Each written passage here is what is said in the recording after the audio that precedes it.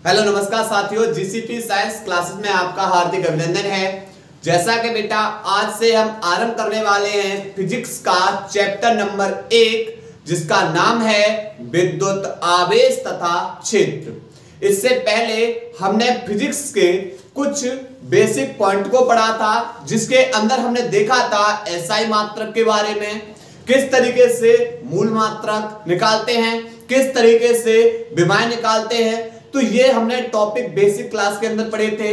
और उसके बाद किसी कारणवश बेटा क्लास है आप लोगों की ब्रेक रही, और आज से आप लोगों की निरंतर क्लासें आएंगी। और केमिस्ट्री के अंदर हमने चैप्टर नंबर 1 जिसका नाम है विलयन, और इसके अंदर आप लोगों को 4 लेक्चर पढ़ा दिए हैं और 5वां लेक्चर आप लोगों का बहुत ही जल्द आप लोगों के सामने आएगा। और ध्यान रखना है, जो केमिस्ट्री की क्लास आएगी वह मॉर्निंग में 6:30 बजे तक लगभग अपलोड हो जाया करेगी, और जो फिजिक्स की क्लास है, फिजिक्स की क्लास इवनिंग में आप लोगों को लगभग आपके सामने लगभग में 8:30 बजे तक आ जाया करेगी। तो आप लोग शाम के टाइम फिजिक्स और मॉर्निंग टाइम केमिस्ट्री। क्लियर? तो आप लोग लगातार मेहनत करते रहिए, और उम्मीद करते हैं कि लास्ट सितंबर तक फिजिक्स का सिलेबस थोड़ा हो सकता है अक्टूबर में चला जाए, लेकिन केमिस्ट्री हमारी सितंबर तक कंप्लीट हो जाएगी। और सितंबर से ही हम लोग बेटा अनसॉल्व पेपर पढ़ेंगे 2025 के, क्योंकि 24 के यूट्यूब पे आप लोगों के डाल दिए हैं। तो बस लगातार मेहनत करते रहिए, और उम्मीद करेंगे कि इस बार का रिजल्ट देखने लायक हो, जो 2025 और 26 का जो रिजल्ट हो वह देखने लायक हो। चलते हैं अपने टॉपिक की ओर, और चैप्टर का नाम है विद्युत आवेश तथा क्षेत्र। थोड़ा सा हम इसके इतिहास के बारे में जाएंगे, कि विद्युत आवेश के बारे में थोड़ा सा इतिहास के बारे में जाएंगे। उसके बाद फिर इस विद्युत आवेश से कितने क्वेश्चंस बन सकते हैं वो समझते हैं। क्या आपसे पूछ लिया जाए, बताओ विद्युत आवेश की परिभाषा क्या है। आप लोगों से पूछ लिया जा सकता है कि भाई विद्युत आवेश को किससे प्रदर्शित करते हैं। फिर आप लोगों से पूछ लिया जा सकता है कि भाई विद्युत आवेश के मात्रक एसआई मात्रक क्या है, सीजीएस पद्धति मात्रक क्या है, एमकेएस पद्धति मात्रक क्या है। उसके बाद आप लोग से पूछ लिया जा सकता है कि बताइए कि आवेश का सबसे बड़ा मात्रक क्या होता है। उसके बाद आपसे पूछ लिया जा सकता है कि भाई बताओ आवेश के प्रकार, कितने प्रकार का आवेश होता है। और उसके बाद फिर एक विद्युत आवेश के अंदर क्या क्या मूलभूत गुण होते हैं। तो इन सभी पॉइंट को बिल्कुल 0 से लेकर शिखर तक पढ़ेंगे। उसके बाद आप लोग बस लगातार क्या करते रहना है, मेहनत करते रहना है। चलो चलते हैं थोड़े से इतिहास की ओर, इस विद्युत आवेश के बात करेंगे बेटा। सबसे पहले अगर थोड़े से इतिहास में कि इस विद्युत आवेश तक हम कैसे पहुंचे, कैसे विद्युत आवेश की उत्पत्ति हुई। अगर बात करेंगे 600 ईसा पूर्व की, 600 ईसा पूर्व की घटना है। और यहां पर ग्रीस के एक वैज्ञानिक हुए, जिनका नाम है थेल्स। क्या नाम है? थेल्स। अब इन थेल्स ने क्या देखा, थेल्स ने बाल्टिक सागर के जो किनारे पर, बाल्टिक सागर के किनारे पर बहुत सारा पदार्थ देखा। अब उस पदार्थ से इन्होंने क्या किया, उस पदार्थ से इन्होंने जैसे ही रेशम को रगड़ा, तो रेशम को रगड़ने पर यह रेशम क्या कर रही है, धूल मिट्टी के कणों, कागज के छोटे छोटे टुकड़ों आदि हल्की वस्तुओं को अपनी ओर आकर्षित करती है। क्या बताया हमने बताया 600 ईसा पूर्व में ग्रीस के वैज्ञानिक, जिनका नाम थेल्स है, इन्होंने बाल्टिक सागर के किनारों पर क्या देखा, एक बहुत सारा पदार्थ देखा। और उस पदार्थ से इन्होंने क्या किया, रेशम को रगड़ा, तो यह रेशम क्या कर रही है, धूल मिट्टी आदि कणों को, यानी हल्की वस्तुओं को अपनी ओर आकर्षित कर रही है। तो यहां पर अर्थात उस पदार्थ को थेल्स ने क्या बोला, उस पदार्थ को उन्होंने बोला कि यह पदार्थ कौन है, अंबर। और इस अंबर से इन्होंने क्या रगड़ा, किसको रगड़ा, रेशम को। रेशम को रगड़ने से यह क्या कर रहा है, रेशम हल्की वस्तुओं को अपनी ओर आकर्षित कर रहा है। जिसे हम वर्तमान में इसी अंबर को हम किस नाम से जानते हैं, इसी अंबर को बेटा हम आवेश के नाम से जानते हैं। अंबर को किस नाम से जानते हैं, आवेश के नाम से जानते हैं। थोड़ा सा समय गुजरा, आए हम 1600 ईसा पूर्व की घटना में, 1600 ईस्वी में, 1600 ईस्वी में इंग्लैंड के एक वैज्ञानिक हुए जिनका नाम है, इंग्लैंड के वैज्ञानिक जिनका नाम है गिलबर्ट, जिनका नाम क्या है, गिलबर्ट। अब गिलबर्ट ने क्या किया, इस जो गिलबर्ट ने जो ये अंबर है, इसी अंबर को क्या नाम दिया था, आवेश।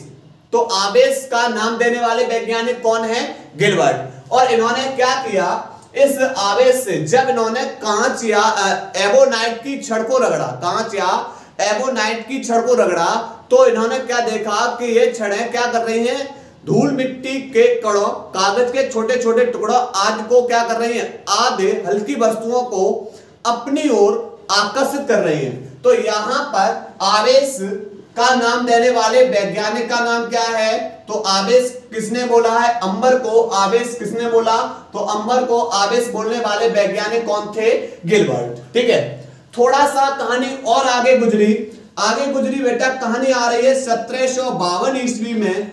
और 1752 ईस्वी में एक वैज्ञानिक और हुए जिनका नाम है फ्रैंकलिन बेंजामिन, जिनका नाम क्या है, फ्रैंकलिन बेंजामिन। और ये बेंजामिन आवेश को कितने प्रकार से बांटते हैं, आवेश को 2 प्रकार से, यानी आवेश को 2 प्रकार से विभाजित कर देते हैं। आवेश के प्रकार के बारे में बताते हैं कि भाई एक आवेश कितने प्रकार का होता है, तो ये कितने प्रकार के बताते हैं, 2 प्रकार के। नंबर 1 धन आवेश, नंबर 1 पहला कौन सा है, धन आवेश, और दूसरा बेटा कौन है, ऋण आवेश। तो आवेश कितने प्रकार का बताया है, 2 प्रकार का। किसने बताया, बेंजामिन ने। ठीक है, तो ये हमारा इतिहास हुआ थोड़ा सा किसके बारे में, विद्युत आवेश के बारे में। अब हम चल रहे हैं अपने मूल टॉपिक की ओर कि भाई विद्युत आवेश किसे कहते हैं। तो अगली जो हेडिंग है वो हेडिंग हम पढ़ने वाले हैं, वो पढ़ने वाले बेटा किसको, विद्युत आवेश को, विद्युत आवेश। अब चल रहे हैं विद्युत आवेश के बारे में। अब सुनो, विद्युत आवेश किसे कहते हैं, विद्युत आवेश किसे कहते हैं। आवेश में देखा गया कि यहां पर जब हम कांच या एबोनाइट की छड़ को, आवेश के बारे में बोल रहा हूं बेटा, क्या बताया, जब कांच या एबोनाइट की छड़ को रेशम या ऊन से रगड़ते हैं, रेशम या ऊन से रगड़ते हैं, तो यह छड़ें क्या करती हैं, धूल मिट्टी के कणों, कागज के छोटे छोटे टुकड़ों आदि को अपनी ओर आकर्षित कर लेती हैं। तो यहां पर क्या देखा गया कि आवेश के अंदर छड़ें क्या कर रही हैं, धूल मिट्टी के कणों को अपनी ओर आकर्षित कर रही हैं। तो आकर्षित करने का गुण किसमें पाया जाता है, आप बोलोगे ये आकर्षण और प्रतिकर्षण का गुण किसके अंदर पाया जाता है, चुंबक के अंदर। किसके अंदर पाया जाता है, चुंबक के अंदर। यानी आवेश में भी किसका गुण पाया गया है, आवेश के अंदर भी किसका गुण है, चुंबक का गुण है। अर्थात इसमें कौन उत्पन्न हो रहा है, चुंबकीय प्रभाव देखा गया। अब चूंकि यहां पर कौन है, विद्युत भी है, तो किसी पदार्थ का वह गुण जिसके कारण उसमें विद्युत तथा चुंबकीय प्रभाव दोनों उत्पन्न होते हैं, क्या कहलाता है, विद्युत आवेश। क्योंकि आवेश है तो चुंबकीय प्रभाव है। ठीक है, और यहां पर कौन है, विद्युत। ठीक है, तो यहां पर परिभाषा क्या लिखेंगे, परिभाषा लिखेंगे किसी पदार्थ का वह गुण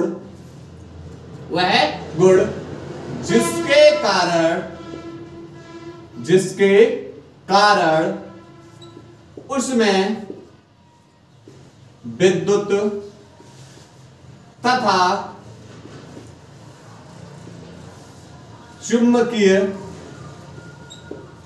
प्रभाव किसी पदार्थ का वह गुण जिसके कारण उसमें विद्युत तथा चुंबकीय प्रभाव दोनों उत्पन्न होते हैं, दोनों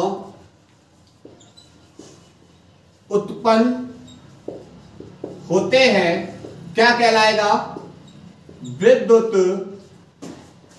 आवेश कहलाता है, विद्युत आवेश कहलाता है। अब बात करें बेटा इसे किससे लिखते हैं? इसे या तो आप स्मॉल क्यू से, या तो आप किससे लिख दो बेटा? स्मॉल क्यू से, या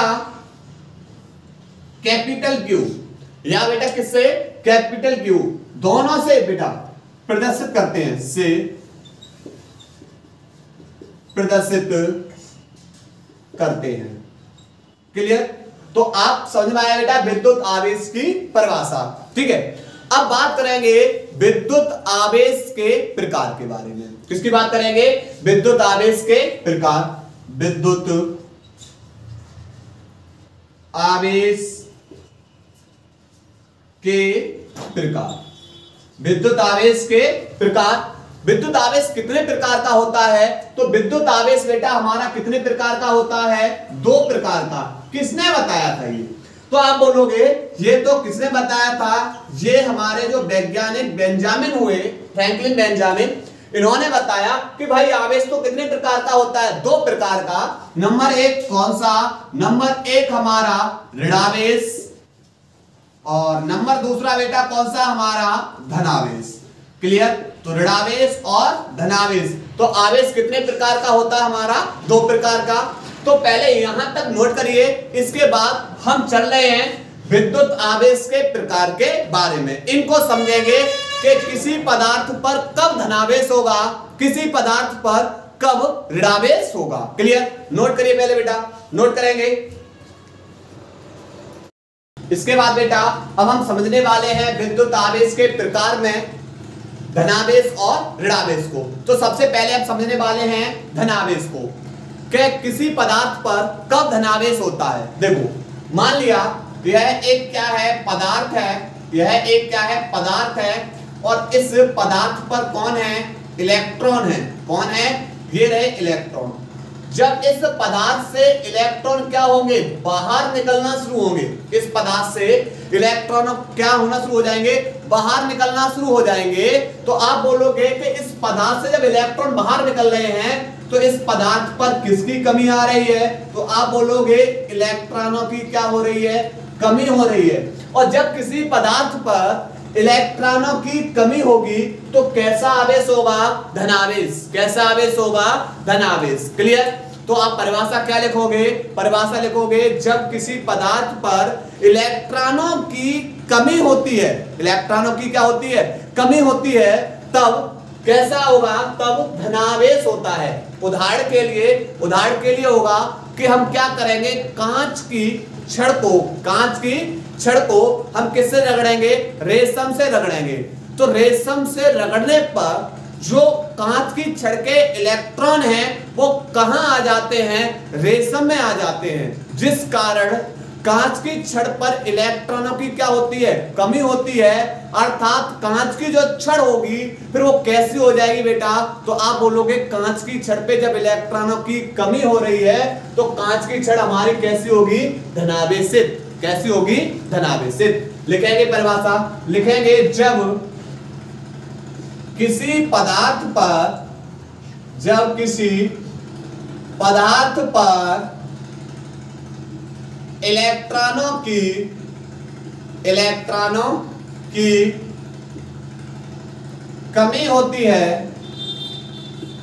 कमी होती है, धनावेश कहलाता है। किसी पदार्थ पर इलेक्ट्रॉनों की कमी होती है, कैसा आवेश कहलाएगा? धनावेशित कहलाता है। उदाहरण में लिखेंगे कांच की छड़ को रेशम से रगड़ने पर रेशम से रगड़ने पर कांच की छड़ से इलेक्ट्रॉन, कांच की छड़ से इलेक्ट्रॉन रेशम में जाने लगते हैं, रेशम में जाने लगते हैं, जिस कारण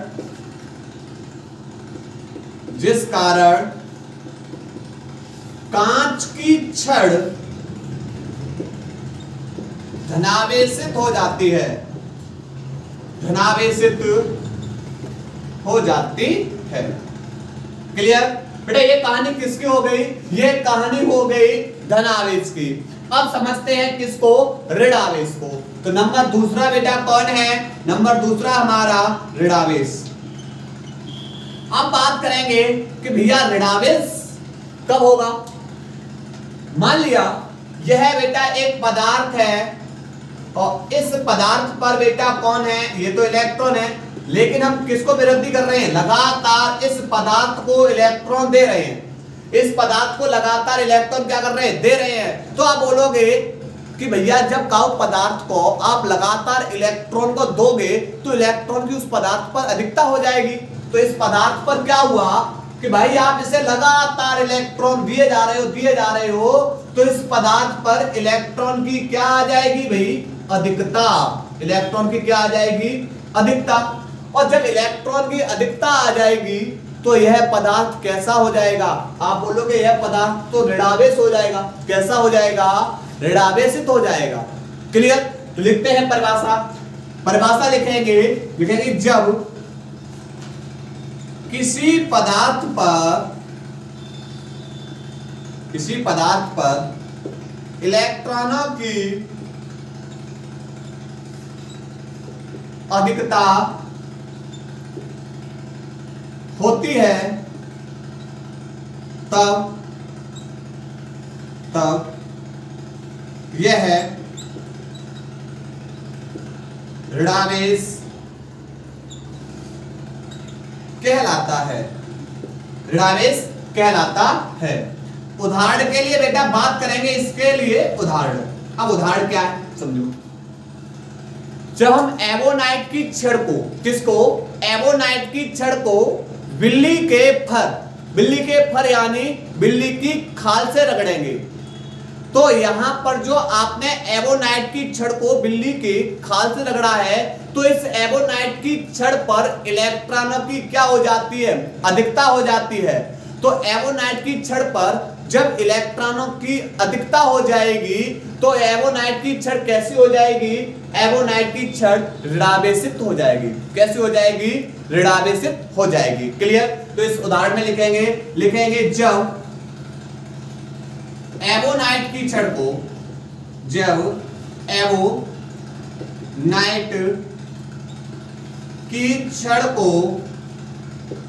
एवोनाइट की छड़ को बिल्ली के फर से रगड़ने पर एवोनाइट की छड़ पर इलेक्ट्रॉनों की अधिकता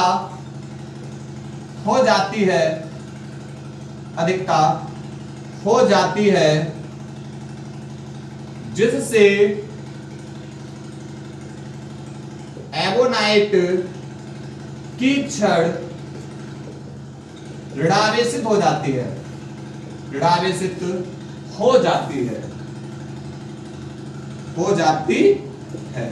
क्लियर? तो ये हमने समझा बेटा धनावेशित और ऋणावेश के बारे में। यानी आवेश को किससे लिखेंगे? आवेश को आप लिखेंगे Q से, स्मॉल q या कैपिटल Q। लेकिन अगर हमारा ऋणावेश है तो इसके आगे चिन्ह कैसा लगा देंगे? ऋण।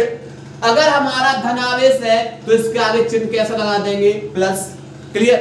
तो यहां पर इस चीज को नोट करिए। इसके बाद आगे पढ़ रहे हैं, नोट करो बेटा इसको।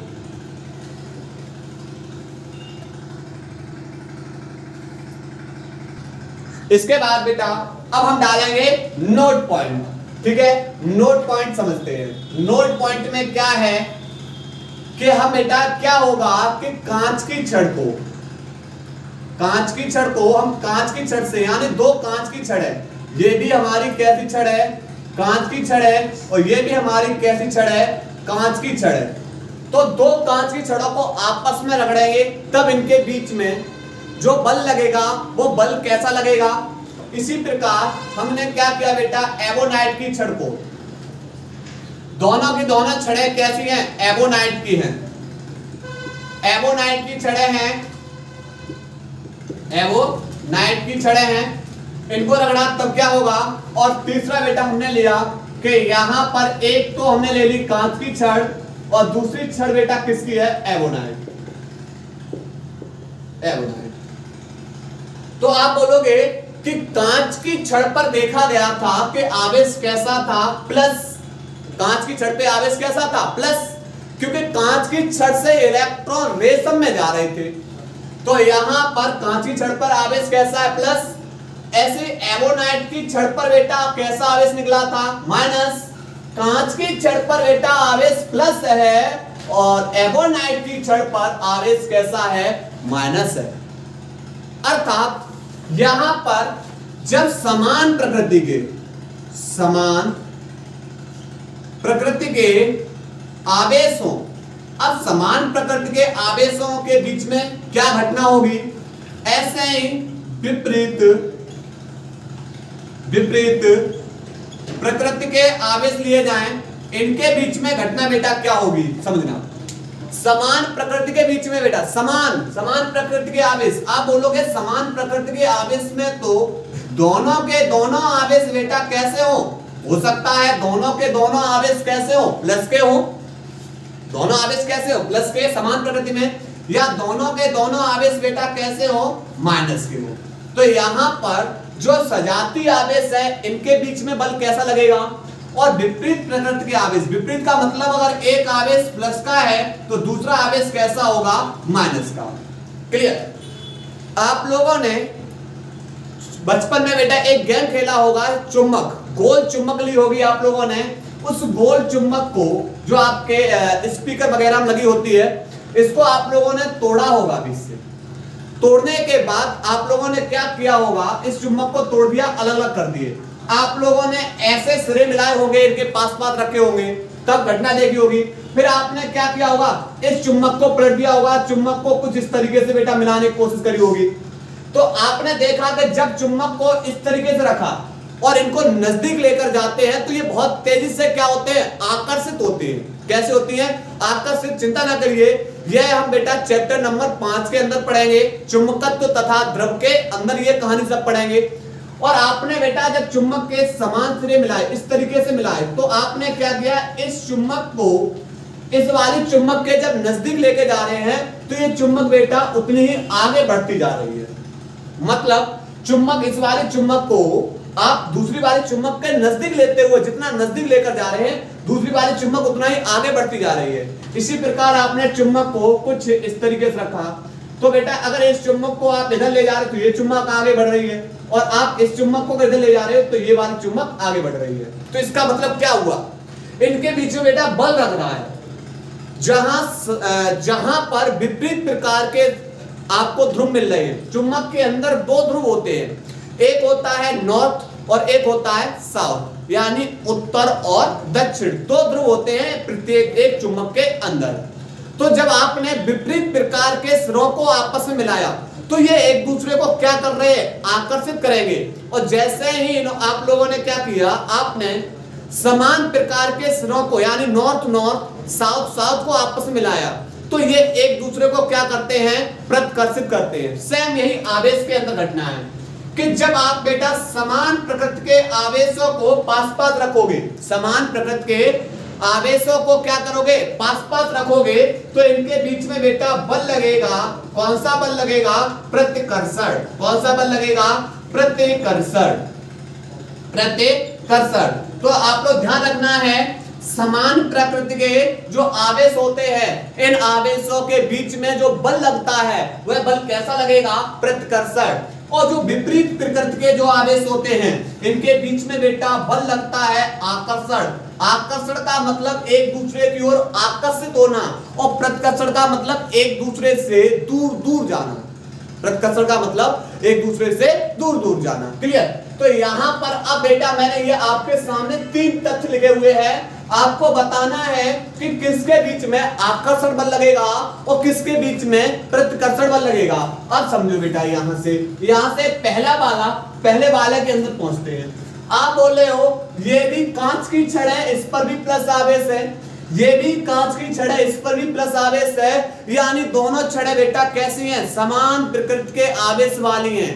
दोनों पर आवेश एक ही प्रकार का है और जब आवेश बेटा एक ही प्रकार का हो तो उनके बीच में बल लगता है और वह बल कैसा लगता है? तो आप बोलोगे प्रतिकर्षण। तो आप बोलोगे इनके बीच में एक बल लगा, तो मैं बोलूंगा भाई कौन सा लगा? कि बोल रहे भाई ये तो समान प्रकृति के हैं तो इनके बीच में लगा दो बल। कौन सा? के प्रतिकर्षण का। कौन सा लगेगा? प्रतिकर्षण बल। ऐसे ही अगर मैं बात करूंगा ये बेटा कौन सी छड़ें हैं? आप बोलोगे एबोनाइट की छड़ें हैं। और एबोनाइट की छड़ तो ये तो ऋणावेशित छड़ें हैं, लेकिन आपने दोनों की दोनों कौन सी छड़ें रखी हैं? ये तो दोनों ऋणावेशित वाली रखी हुई हैं। मतलब दोनों पर तो आवेश कैसा है? समान है। इस छड़ पे भी ऋणावेश है और इस छड़ पे भी कैसा आवेश है? ऋणावेश है। और जब समान आवेश है तो भाई इनके बीच में जो बल लगेगा वो बल बेटा कैसा लगेगा? प्रतिकर्षण का। क्योंकि समान प्रकृति के आवेश कैसा बल लगेगा? आप बोलोगे प्रतिकर्षण बल। इनके बीच में कैसा बल लगेगा? प्रतिकर्षण बल। क्लियर? ऐसे ही आगे वाले मारे, आगे वाले में देख रहे हैं कि आपने ये बेटा कांच की छड़ है, ये तो धनात्मक है, और एबोनाइट की छड़ है वह कैसी प्रकृति की बेटा? ऋणात्मक। मतलब यहां पर आपने देखा कि ये तो आवेश विपरीत प्रकृति के हैं और विपरीत प्रकृति के आवेश बहुत तेजी से एक दूसरे को क्या करते हैं? आकर्षित करते हैं। मतलब इनके बीच में जो बल लगेगा वो बल बेटा कौन सा लगेगा? आकर्षण। तो हमने देखा कि जब समान प्रकृति के आवेश होंगे प्रतिकर्षण बल, विपरीत प्रकृति के आवेश होंगे तो बल कैसा लगेगा? आकर्षण। कैसा बल लगेगा? आकर्षण। अब हम पढ़ने वाले हैं आवेश के मूलभूत गुण। आवेश के मूलभूत गुण यानी एक आवेश के अंदर क्या क्या गुण पाए जाते हैं। हमने देखा कि आवेश के अंदर बेटा आकर्षण और प्रतिकर्षण पाया गया। हमने देखा आवेश के बीच में क्या पाया गया? आकर्षण और प्रतिकर्षण। दूसरा हम पढ़ेंगे आवेश का संरक्षण। तीसरा हम पढ़ेंगे आवेश की योज्यता। चौथा हम पढ़ने वाले हैं आवेश का क्वांटीकरण। क्लियर? उसके बाद फिर हम देखेंगे आवेश के मात्रक को। क्लियर? तो पहले यहां तक नोट करिए, नोट करो यहां तक।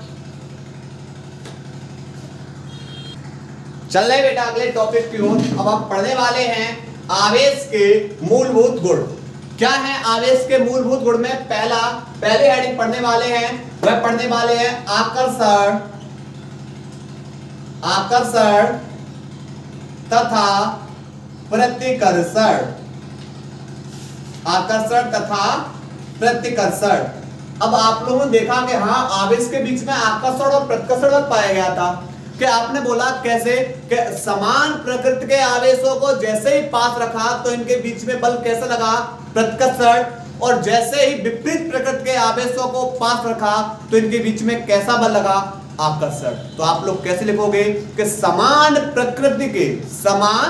प्रकृति के आवेश एक दूसरे को क्या करते हैं? प्रतिकर्षित, तथा विपरीत प्रकृति के आवेश एक दूसरे को क्या करते हैं? आकर्षित करते हैं। लिखो, लिखेंगे यहां पर लिखेंगे समान प्रकृति के आवेश। समान प्रकृति के आवेश अर्थात बेटा यहां पर एक शब्द और होगा सजातीय। सजातीय आवेश कहीं भी बेटा लिखा शब्द आ सकता है सजातीय आवेश। आप लोग कंफ्यूज हो जाओगे कि सजातीय आवेश क्या है। सजातीय का मतलब एक ही जात के, यानी प्लस है तो प्लस ही रहे, माइनस है तो माइनस ही रहे, एक ही जात के आवेश। सजातीय आवेश एक दूसरे को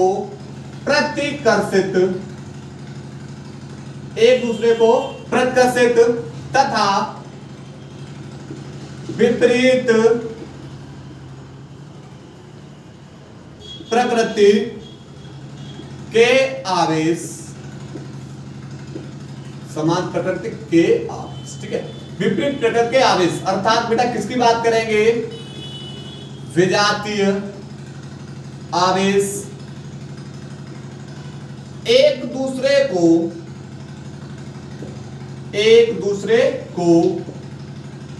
क्या करेंगे, आकर्षित करते हैं, आकर्षित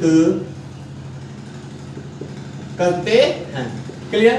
तो पहला पॉइंट ये हुआ भाई कि सजातीय आवेश एक दूसरे को प्रत्याकर्षित करेंगे और विजातीय आवेश एक दूसरे को बेटा क्या करेंगे, आकर्षित करेंगे। ठीक है, अगला दूसरी आईडी डालेंगे आवेश का संरक्षण, आवेश का संरक्षण। तो क्या है आवेश का संरक्षण, इस नियम के अनुसार आवेश को न तो नष्ट किया जा सकता है और न ही उत्पन्न, इसे एक स्थान से दूसरे स्थान में क्या किया जा सकता है, स्थानांतरित किया जा सकता है। क्या किया जा सकता है, इसका स्थानांतरित तो किया जा सकता है पर इसे न तो नष्ट किया जा सकता है और न ही इसे उत्पन्न किया जा सकता है। क्लियर। तो लिखेंगे इसमें लिखेंगे इस नियम के अनुसार, इस नियम के अनुसार आवेश न तो नष्ट किया जा सकता है, नष्ट किया जा सकता है और न ही उत्पन्न, इसे एक स्थान से दूसरे स्थान में स्थानांतरित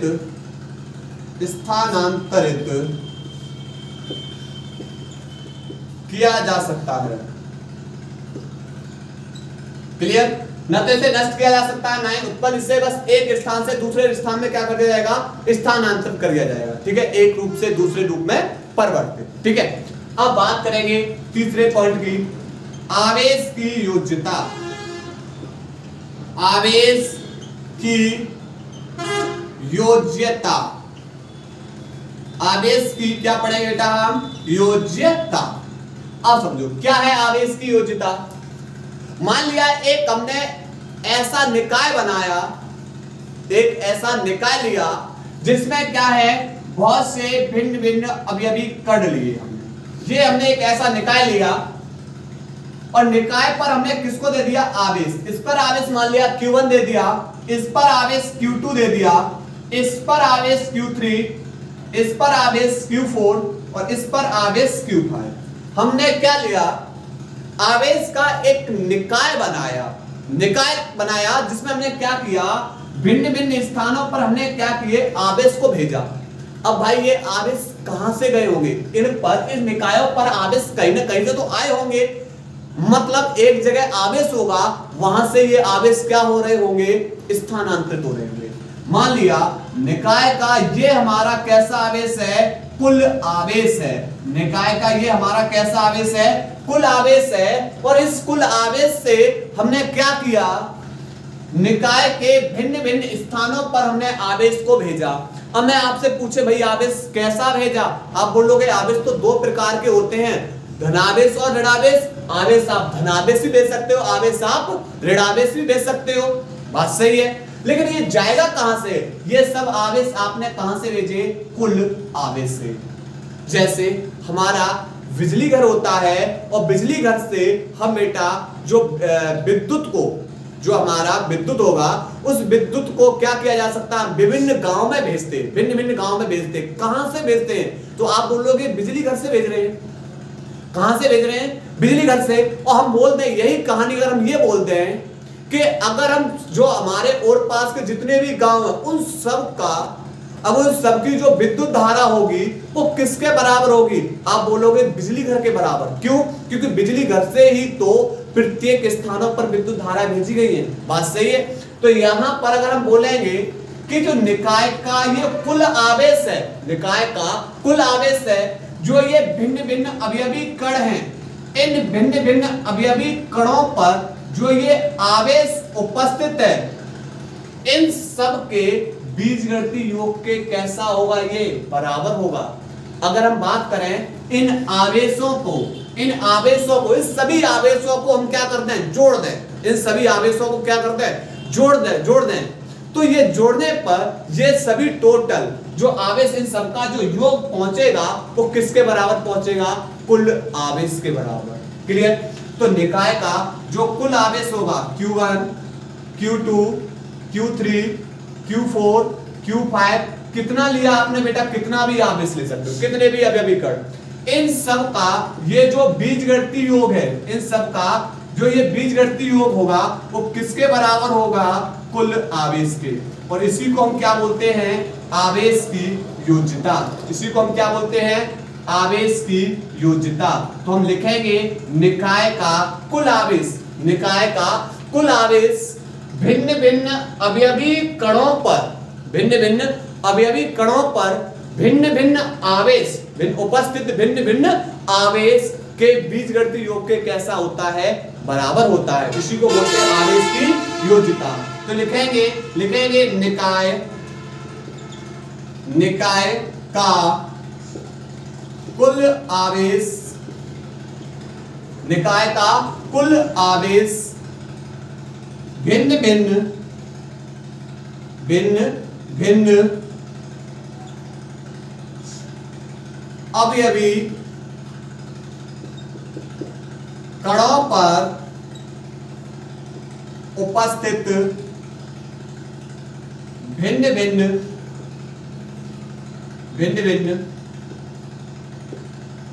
आवेश के बीजगणितीय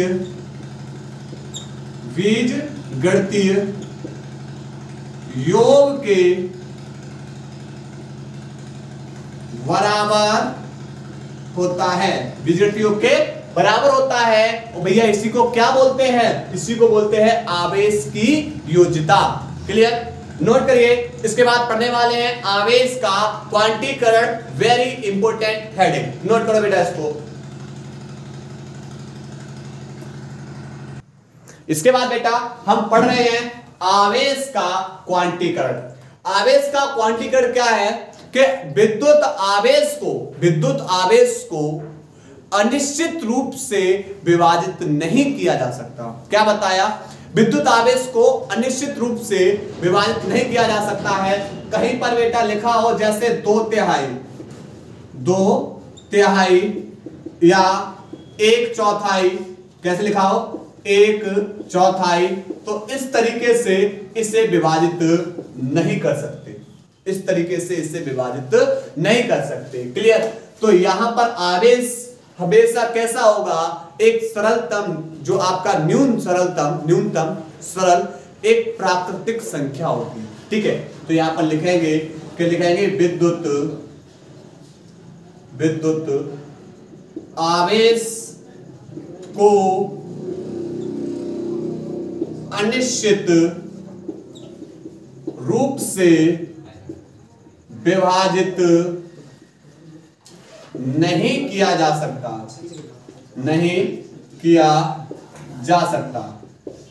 विद्युत आवेश को क्या किया है, विद्युत आवेश को अनिश्चित रूप से विभाजित नहीं किया जा सकता है। जैसे 2/3, 1/4 या 0.001, ठीक है, कूलम, इस तरीके से 0.2, 3, 6, इस तरीके से बेटा विभाजित नहीं किया जा सकता, हमेशा होगी एक प्राकृतिक संख्या के रूप में। इसी को हम क्या बोलते हैं, आवेश का क्वांटीकरण। किसी वस्तु पर आवेश, किसी वस्तु पर जो आवेश होगा, आवेश निकालेंगे, Q बराबर क्या होता है, Q बराबर N इंटू में E।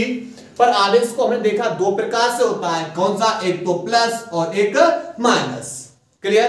तो यहां पर जब भी हमें बेटा किसी वस्तु पर अगर इलेक्ट्रॉनों की संख्या n हो और उस पर हमें क्या निकालना है, आवेश निकालना है, तो इसके लिए फॉर्मूला होता है Q बराबर N इंटू में E। तो यहां पर Q तो हमारा क्या हो गया, विद्युत आवेश, n हमारा क्या होगा, इलेक्ट्रॉनों की संख्या। अब बेटा इलेक्ट्रॉनों की संख्या मैंने मान लिया किसी पदार्थ पर 1500 इलेक्ट्रॉनों की कमी है, 1500 इलेक्ट्रॉनों की बेटा क्या बोला, कमी। आप बोलोगे इलेक्ट्रॉनों की कमी हो रही है, मतलब आवेश कैसा होगा, धन आवेश, और उस पर कितने इलेक्ट्रॉन की संख्या है, आपसे बोला गया 1500। तो यहां पर ये क्या दे रखा होगा आपको, m 1500, 2000, 3000, 5, ठीक है, 10, ये सब के सब क्या होते हैं, ये सब के सब बेटा कौन होते हैं, इलेक्ट्रॉनों की संख्या को बता रहे कि भाई उस पदार्थ पर कितने इलेक्ट्रॉन है, अर्थात इलेक्ट्रॉनों की संख्या। लेकिन जितने भी इलेक्ट्रॉन, लेकिन हमें एक का पता है कि एक इलेक्ट्रॉन पर कितना आवेश होता है, तो एक इलेक्ट्रॉन पर माइनस के 1.6 गुणा 10⁻⁻19 कूलम, क्योंकि इलेक्ट्रॉन पर कैसा आवेश होता है, ऋण आवेश। अगर बात करेंगे प्रोटॉन पर कितना आवेश होता है, तो प्लस का 1.6 गुणा 10⁻⁻19 कूलम, कैसा होता है, प्लस का 1.6 गुणा 10⁻⁻19 कूलम। क्लियर। तो ये कहानी हमारी बेटा किसकी हो गई, आवेश के मूलभूत गुण की। अब हम थोड़ा सा चल रहे हैं आवेश के मात्रक के बारे में। क्लियर। तो चल रहे हैं विद्युत आवेश का मात्रक। क्लियर।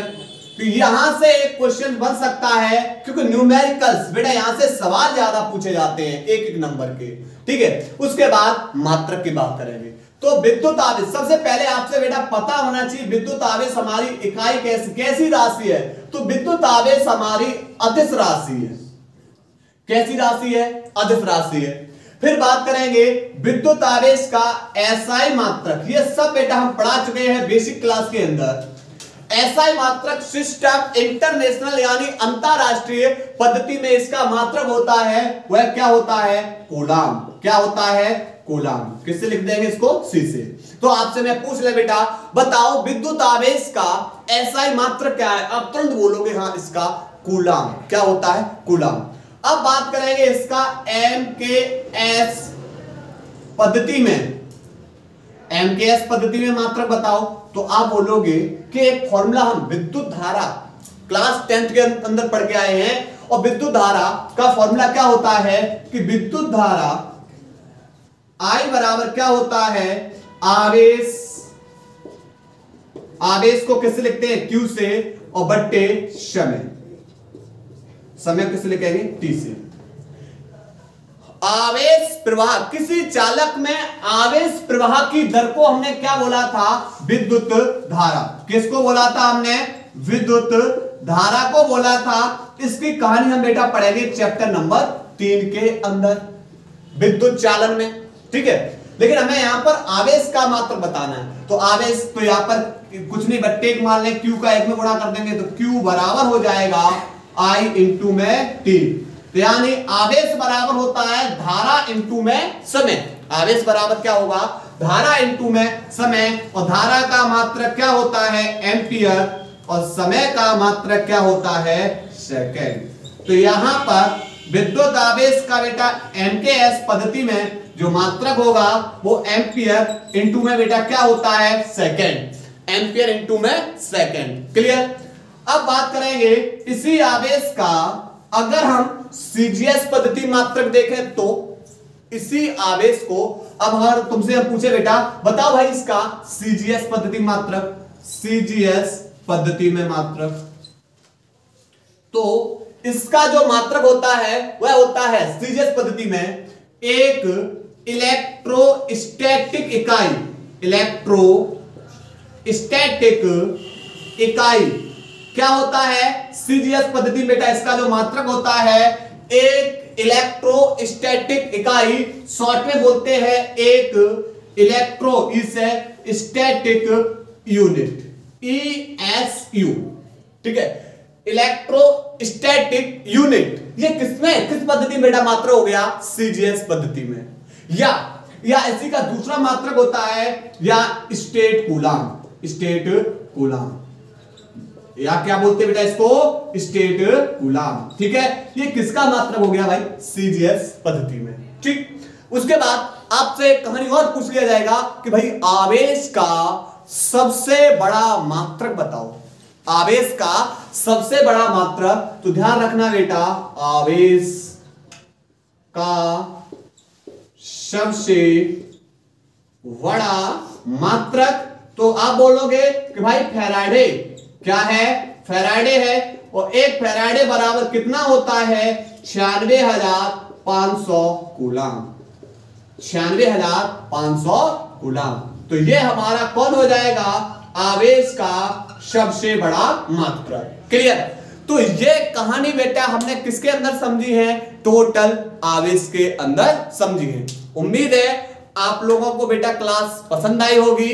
बस लगातार निरंतर मेहनत करते रहिए, क्योंकि 2000 जो हमारा 25-26 का एग्जाम होगा, इसके अंदर हमारा मिशन है फिजिक्स के अंदर आप लोगों को बेटा 70 में से 70 लाने का। इसी प्रकार केमिस्ट्री के अंदर भी बेटा यही टारगेट रहेगा, 70 में से 70 लाने का। बस मेहनत आप लोगों का काम रहेगा, पढ़ाना हमारा काम रहेगा। क्लियर। तो हम अपनी क्लास को यही ब्रेक कर रहे हैं। धन्यवाद।